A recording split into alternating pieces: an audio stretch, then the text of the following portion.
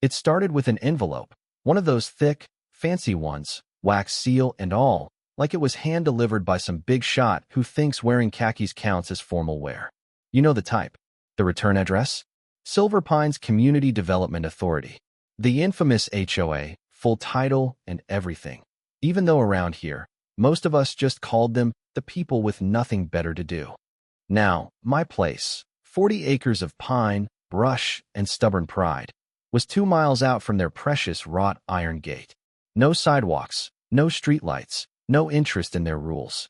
So when I saw their name on that envelope, standing there on my porch with the sun in my face and my mutt Bruno rooting around for God knows what by the fence, I knew it couldn't be anything good. I popped it open right there, coffee in hand, already bracing for the nonsense. Sure enough, inside was a letter so thick with legalese you'd think they were angling for a Pulitzer. According to this piece of bureaucratic art, my land had somehow been formally integrated into the extended easement domain of the Silver Pines HOA. Translation: we drew a new line on a map and decided your property is ours now. They'd even itemized the so-called violations: $3,000 for a rural fence, $9,000 for non-compliant landscaping, thousands more for a tractor sitting out in the sun. All told, $19,200 in fines for the crime of living my life and minding my own business. Signed, of course, by Karen Jobson, the president of Silver Pines, who, I'd heard from a realtor buddy, was a smiling snake in Lululemon. Apparently, she'd bounced from real estate in Georgia after some lawsuits and reinvented herself as the queen of a retirement community out here. First thing I did was haul out the old ammo box where I kept my deed, papers all neat and accounted for. Every lot number, plat map, and survey I'd checked before buying. No HOA, no weird easements, nothing that would let a gang of clipboard warriors tell me what color my barn could be. But I figured I'd play it straight, so I called the number on the letter. Third ring. She picked up, Karen herself, voice sweet as Splenda. She called me by my first name, like we'd gone to church together, and said my land now fell under landscape conformity guidelines, thanks to some consolidation overlay approved by the county. I told her I'd never signed a thing, didn't share a gate or a fence, and had no interest in being part of their club. She just cut me off, cold as ice, and told me I could hire legal counsel familiar with cooperative zone governance if I had questions. Then she hung up. That was the moment I went from confused to ticked off, poured the rest of my coffee on a fire ant mound, and started planning. That afternoon, my neighbor Garland rolled up in his old GMC. Now, Garland's the kind of guy who never cared much for property lines, retired oil field, built like a brisket smoking bear, never one for drama. But he'd heard the HOA was sniffing around and came by to check on me. Offered to help with statements or photos, which struck me as odd. He'd never stuck his nose in this kind of mess before. Still, I said thanks, just keeping an eye out for now. But even as he drove off, promising to drop by with a brisket next week, I felt something in my gut twist. Garland didn't get involved unless he had a reason. Next morning, I was down at the parish planning office before they'd even put out the stale coffee. The clerk took one look at the HOA letter, started typing, and after a few minutes handed me a stack of printouts.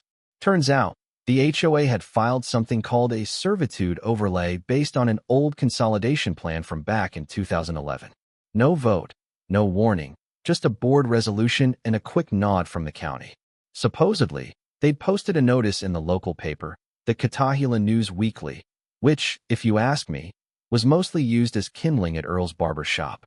They'd redrawn the map, called my northern tree line and pond a buffer zone, and claimed the right to enforce their codes. It wasn't a mistake, it was a move. They'd dug up a loophole, ran a quiet little power grab, and figured I wouldn't notice until it was too late. I paid cash for copies of every document, thick enough to choke a horse, and drove home with my head buzzing. And sure enough, there was a new envelope nailed, not taped, nailed, to my front gate. Inside, another letter from Karen, this one threatening mandatory enforcement and ordering me to evacuate non-compliant structures within 72 hours. She was prepping for war, and I could feel it. So, I did the only thing that made sense, scanned everything, uploaded it to a private server, and checked my trail cams. One caught an unfamiliar SUV near my gate. Another showed someone with a flashlight poking around my pasture fence late at night. Time to up my game. set my cameras to live alerts, programmed my drone for twice daily patrols, the whole 9 yards. That night, Garland came back, this time with ribs and a six-pack, and we sat on the porch pretending to talk about barbecue. But he kept circling back to the deed, asking if I'd ever signed something by mistake or checked the plat maps from the 50s. The way he said it, all casual, felt rehearsed. Later, I checked my inside cams and saw he'd lingered by my office when he went to use the bathroom. Didn't take anything, just looked. So, I set up a decoy folder with fake PDFs, letters about me considering voluntary integration into the HOA. A sample settlement offer, nothing signed. Next day, someone tried to access my Wi-Fi from a device that, according to my logs, matched one used at Garland's place. That's when I knew I wasn't just fighting Karen. I had a neighbor playing both sides. It all came to a head that week. I had to drive out to Harrisonburg to file a formal complaint about the map change. When I came back, 2 flatbeds, a backhoe, and a swarm of guys in orange vests were already at work in my front yard, unrolling landscaping fabric, pounding in stakes, even zip-tying a Silver Pines beautification project sign to my gate. The foreman gave me a clipboard.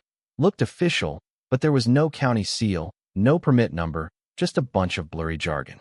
Some lady named Karen, he said, paid the deposit and gave us the order. I didn't even raise my voice, just told them they had 60 seconds to get off my land. Then, for good measure, I fired up a live stream from my phone. No more games in the shadows. If Karen wanted a fight, she'd get it in the sunlight. I showed the sign, the trucks, the whole clown show. They packed up and left, the comments blowing up. People couldn't believe what they were seeing. But that wasn't the end. The next morning, 2 black SUVs with no plates came rolling up my drive. For men in Silver Pines HOA Enforcement Division shirts, badges on lanyards, and yes, one had a clipboard. I kept my distance, made sure the cameras were rolling, shotgun on my shoulder for good measure. They tried to serve me with some eviction under the authority of a homeowners association I didn't even belong to. I live-streamed the whole thing. One of the guys flashed a taser, another tried to grab my phone. That's when I racked a shell and fired into the air, loud enough to rattle every pine needle for half a mile. Just a warning, but it got their attention. Less than 10 minutes later, Sheriff Joe Brimmer showed up, lights flashing. We'd served together in the Corps, so I trusted him. He took one look at their fake badges and had them cuffed before they could finish protesting. His K-9 unit chased down one who tried to run. It was, honestly, kind of beautiful. Sheriff Brimmer ran their IDs. None of them were licensed. 2 had criminal records. 1 had been involved in a similar enforcement mess back in Texas. The real cherry on top? They'd been paid in cash, hired directly by Karen, with orders to use firm but non-lethal presence. In their glove box, a fake court order transferring my land to the HOA, complete with a watermark lifted off Google Images. The story blew up. By lunchtime, my video had gone viral. Channel 5 called for an interview. I declined, but let them run the footage. The more eyes, the better. The next day, things got crazier. Karen fired off a bulletin accusing me of being an armed extremist running an illegal media operation. Local folks started bringing me screenshots and copies of internal HOA emails. Turns out, one of my neighbors used to be on their board. The emails spelled it all out. Karen's plan to reclassify my property, her signature on every order, even a little joke about driving the cowboy out with pressure. I called Brimmer, and within hours, the DA had the whole file. The case moved fast. Karen ended up in court, pearls and all, trying to act shocked while the judge read out a grocery list of fraud, conspiracy, forgery, trespassing. The so-called security guys turned on her immediately, gave full statements, said she orchestrated everything. My neighbor Garland tried to play the victim, claiming Karen manipulated him, but admitted to sneaking onto my property. Judge denied bail. Karen was led away in cuffs, muttering about how I didn't deserve the land. I just watched her go.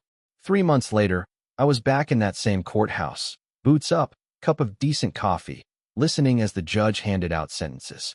14 years for Karen. 6 for her enforcement team. Garland got public apology duty at the county meeting. And me? I walked out with an official ruling. My land, permanently independent of all HOAs, $280,000 in damages, and the satisfaction of knowing I wasn't the only one. Turns out, Silver Pines had pulled this stunt on others. Now they were all lining up to sue. Within a month, the whole HOA collapsed. Weeks later, someone kept hanging a sign over the old Silver Pines street marker, Shotgun Ridge Road, 2023, where Karens fear to tread. I'd take it down out of respect, but someone always put it back.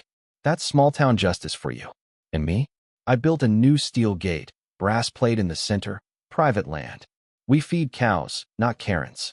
Right underneath, I framed Karen's fake eviction notice, laminated and bolted to the wood, just in case anybody ever forgot how all this went down. So here's the question I leave you with. Was I wrong to fight back? Was I just stubborn, or was I standing up for something bigger? Drop your thoughts in the comments. Tell me what you'd have done. Hell, tell me your wildest HOA story. Because out here, property rights aren't a suggestion. Not now. Not ever.